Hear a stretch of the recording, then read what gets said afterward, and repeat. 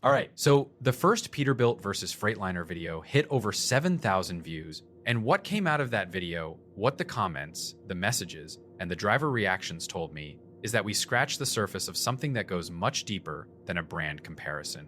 Because the brand comparison gives you the philosophy, but the drivers who are actually spending $200,000 right now in 2026 are not buying a philosophy. They are buying a specific truck. They are buying the 579, or they are buying the Cascadia. And those two specific trucks, not the brands, the actual trucks deserve a full, complete, honest comparison that treats them as the individual machines they are. So that is what this video is, not Peterbilt versus Freightliner, the brands. The Peterbilt 579 versus the Freightliner Cascadia, the two best aerodynamic long-haul semi-trucks in North America, right now in the most direct, specific, and honest head-to-head comparison anyone has put together. And I am going to tell you something up front that might surprise you coming from this channel. The Freightliner Cascadia has real, genuine, documented advantages over the Peterbilt 579 in specific categories that matter to real drivers doing real work. I am going to tell you what those advantages are and how significant they actually are. And then I am going to tell you the categories where the 579 wins clearly. And we are going to let the full picture, not the marketing picture, the real picture, tell us which truck is the real king of American highways in 2026. Let us start with the fuel economy, because this is the #1 decision criteria for most fleet purchases, and it is the number that gets the most marketing distortion from both sides. The Peterbilt 579 is capable of achieving 10.7 miles per gallon.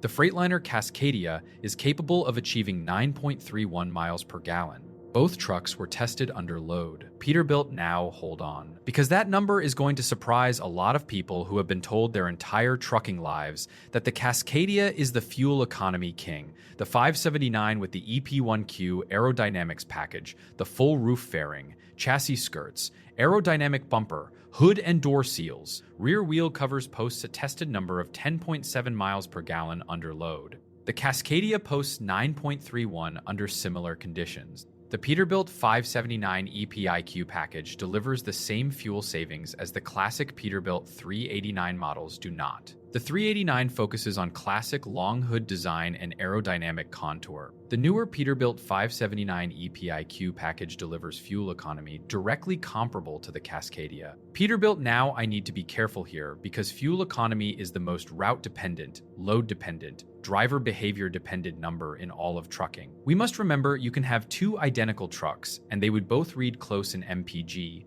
but can be significantly different depending on how it is driven, where it is driven, the wind, and the load.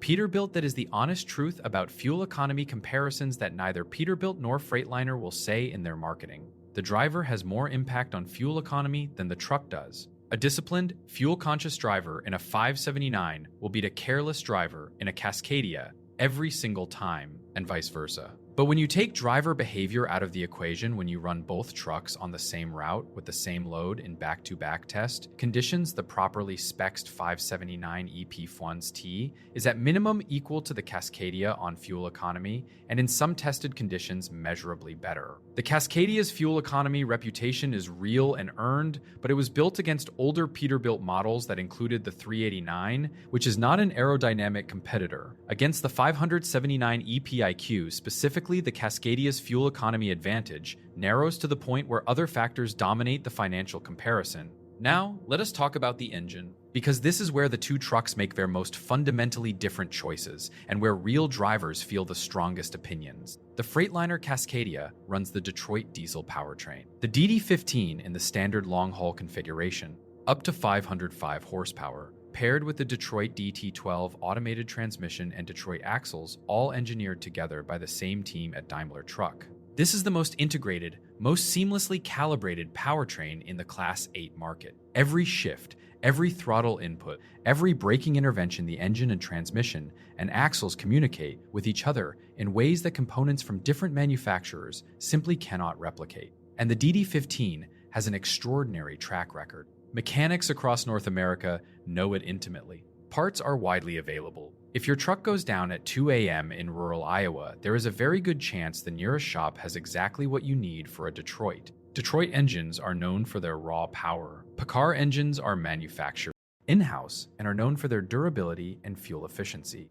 They are used in Kenworth and Peterbilt trucks. Cummins engines are not manufactured in-house, so they are used in a variety of trucks regardless of brand. The fast-lane truck, the Peterbilt 579, runs the PACCAR MX-13 as its primary option, up to 605 horsepower and 2,050 pound-feet of torque when fully tuned, or the Cummins X15 up to 605 horsepower with the broadest independent service network in North America. That engine flexibility is genuinely significant.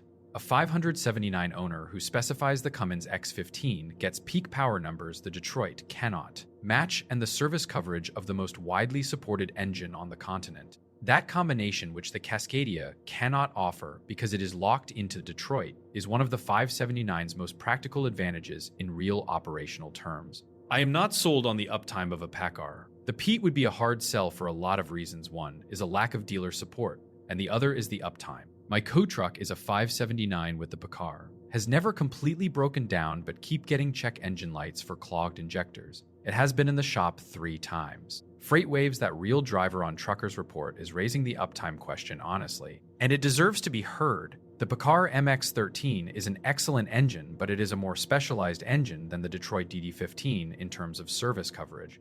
Outside of PACCAR dealer territory, the MX-13 can be harder to find qualified technicians for. The Cummins option in the 579 solves this problem almost entirely, but the PACCAR option does not. And for an owner-operator whose routes take them through territory with limited PACCAR dealer coverage, that uptime concern is real, and it is a legitimate reason to consider the Cascadia's Detroit powertrain seriously. Now, let us talk about the interior, because this is where I am going to say something that the first video did not say directly enough.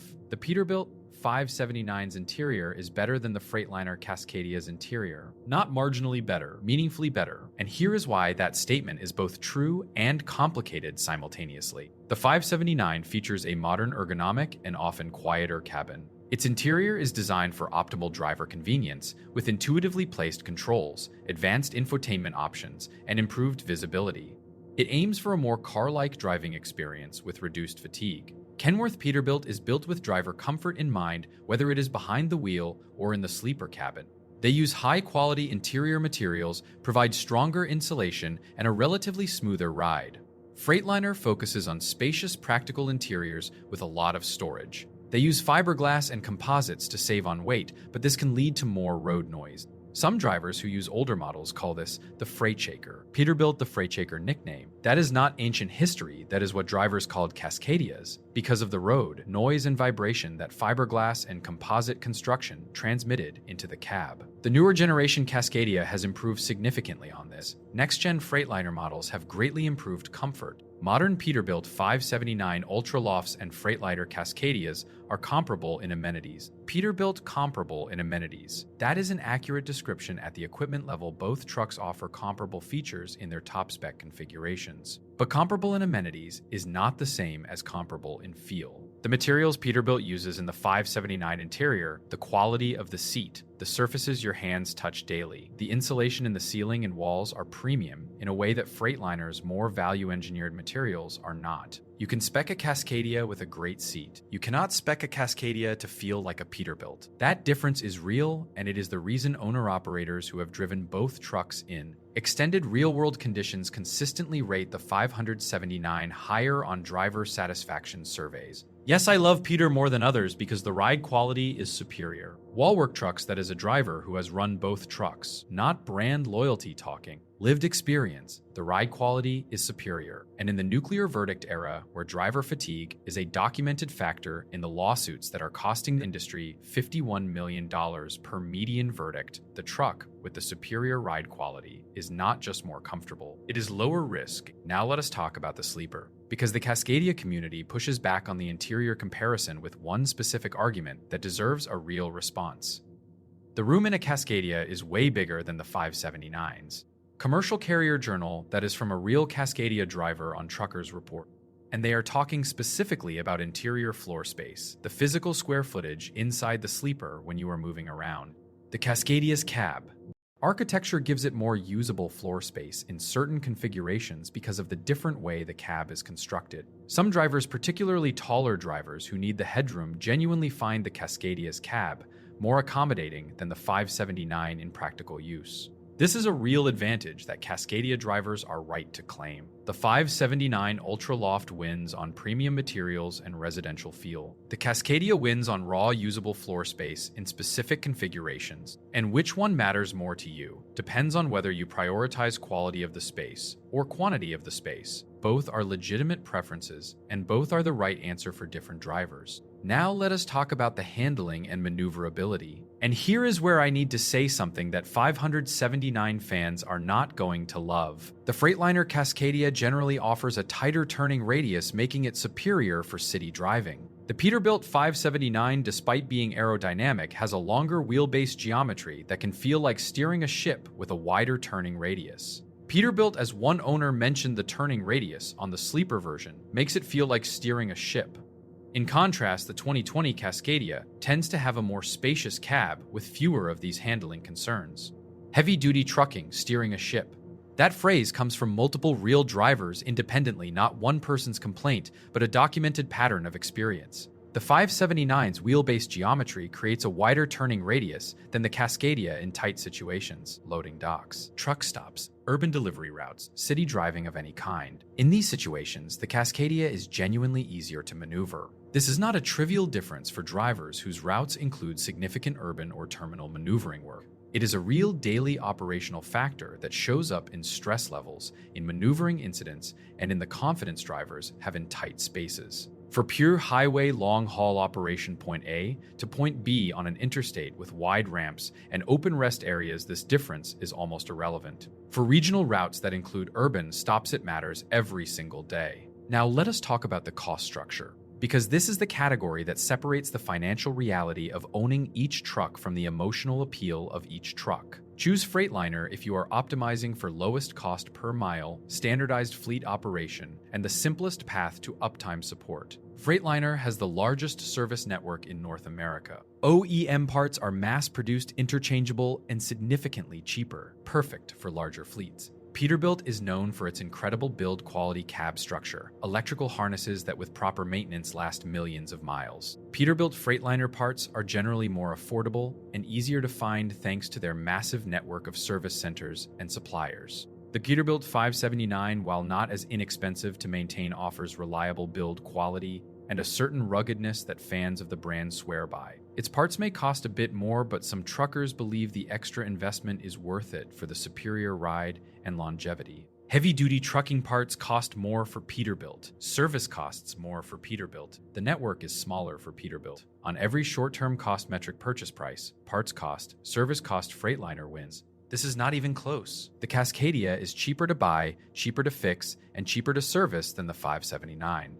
But the resale value calculation flips the entire financial comparison for owners who plan to sell. Total cost of ownership, Freightliner wins on short-term value, cheaper investment, but Peterbilt wins on long-term value, huge resale market. Resale market, Peterbilts command a big premium price but depreciate more slowly. There is a large community of Peterbilt enthusiasts who are willing to pay for a used classic model. Peterbilt, the Peterbilt 579, tends to hold its value better over time. Even if it costs more initially, some drivers believe the resale value makes up for the higher upfront investment. Heavy-duty trucking, the resale advantage on a well-maintained 579 versus a comparable Cascadia over 5 to 7 years of ownership can be $10,000 to $20,000. That difference, combined with the 579's premium build quality that holds up better under the kind of long-term hard use, that depresses Cascadia values faster, changes the financial comparison completely for owner-operators running a longer ownership cycle. Now, let me tell you the thing that TruckersReport said that nobody else says clearly enough.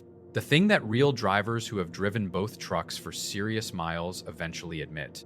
Yes, I love Peter more than others because the ride quality is superior. However, I have heard horror stories about the PeCar engine, whereas the DD15 is an established, somewhat reliable engine. Wall-work trucks that driver loves the Pete, chooses the Freightliner anyway, because their specific financial situation, limited working capital, uncertainty about PeCar service coverage on their routes, made the DD15 Cascadia the safer business decision, even though the Pete was the preferred truck. That honesty, choosing against the truck you prefer because of genuine operational constraints, is the most useful thing any driver can share in this comparison. And it tells you everything about what the right framework for this decision actually is. It is not which truck is better. It is which truck is better for you specifically. Your routes, your financial position, your service coverage, your ownership timeline, your daily operational reality. Here is the final scorecard, the complete, honest picture. The Freightliner Cascadia wins on purchase price, wins on parts cost and service cost, wins on maneuverability in tight urban environments, wins on service network coverage in rural markets, wins on the established reliability reputation of the DE15 engine among independent mechanics, and wins on raw interior floor space in certain sleeper configurations.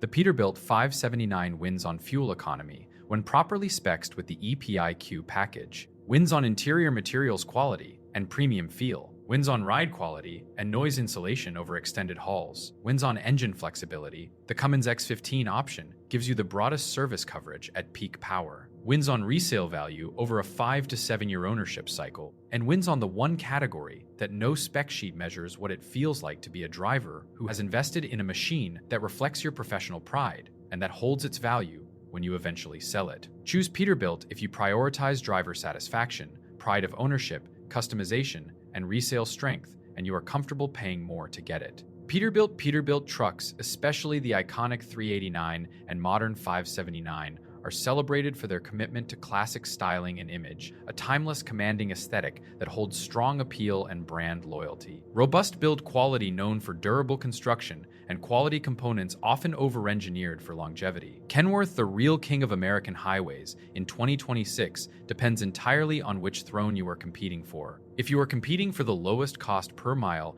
throne the Cascadia is the king. If you are competing for the best driver experience, the highest resale value, and the truck that makes you genuinely proud to walk toward every single morning, the 579 is the king. And for the owner-operator who has $200,000 to spend and who is going to live in this truck and sell it in 5 years, the 579 wins. Not because the Cascadia is bad, but because the 579 is built for exactly that buyer in a way the Cascadia never was and never tried to be. That is the real king of American highways in 2026. And now you know which throne you are sitting on.